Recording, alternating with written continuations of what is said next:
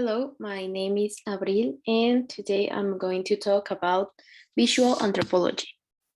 Visual anthropology is a subfield and tool of social anthropology that uses observation, description, and analysis of anthropological media to explain human reality. Its history says that even before the emergence of anthropology as an academic discipline in the 1880s, ethnologists used photography as a tool of research. Anthropologists and non-anthropologists conducted much of this work in the attempt to record the ways of life of societies assumed to be near extinction.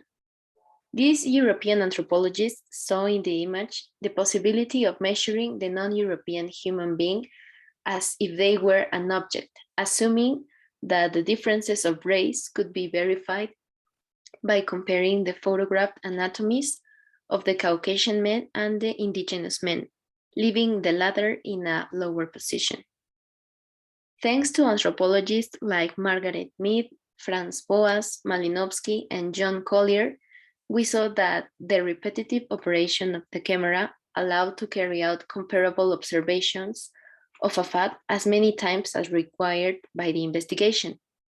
The perspective was changing, and the photograph stops being a measuring tool of racism to become an observation vehicle without objectives of minimizing or exalting one cultural group over another. Without this moment, it would be impossible to think about the contemporary anthropological visual exercise. In a third moment, this shared history between photography and anthropology, anthropologists such as Victor Borgen, Teresa Harlan, and Marta Geli arrived to make on the action to rethink the photographic image. They were analyzing and thinking that those authorized to make the image what is different are those themselves considered different, taking away from the anthropologist the authority to portray the other. This latest wave of impartiality echoes today in the multiple anthropological experiments of bringing the media to communities that need to portray themselves, seeking to make the individual independent.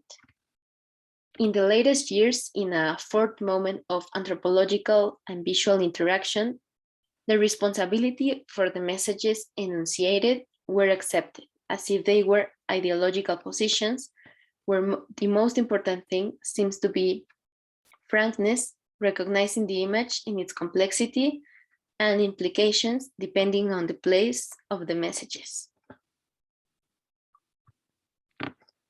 In Mexico, as in almost all of Latin America, there is a trend towards anthropological studies of indigenous people who are the primary subjects of all production that today we can consider anthropological from photography and cinema.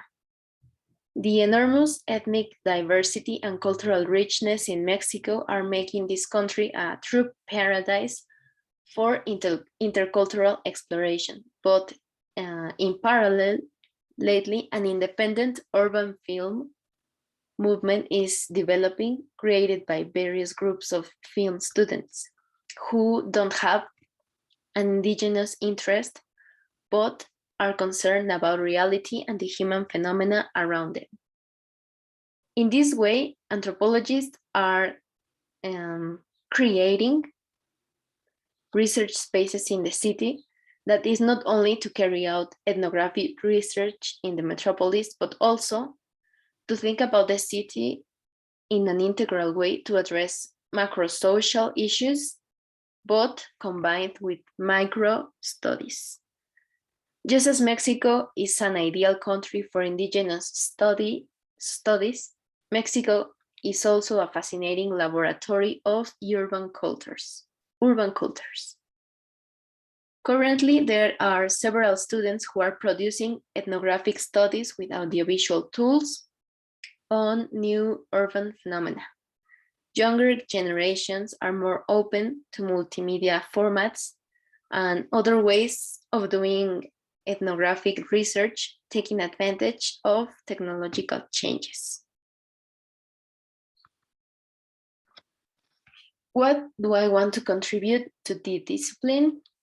Well, in my personal point of view, I am going to try to develop reflection about the academic production around the different ethical, aesthetic, political, and social problems related to visual anthropology, as well as promoting a better knowledge of its history.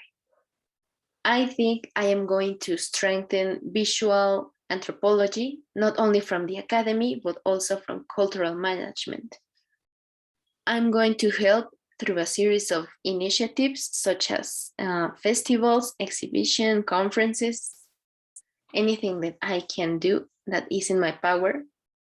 I'm going to make the content available to everyone, not just a closed circle of people, because I believe that everyone should have the chance to know more about our cultural realities and also have the chance to produce some media that contribute to the not only the academy, but all the communities in our country. And that's it.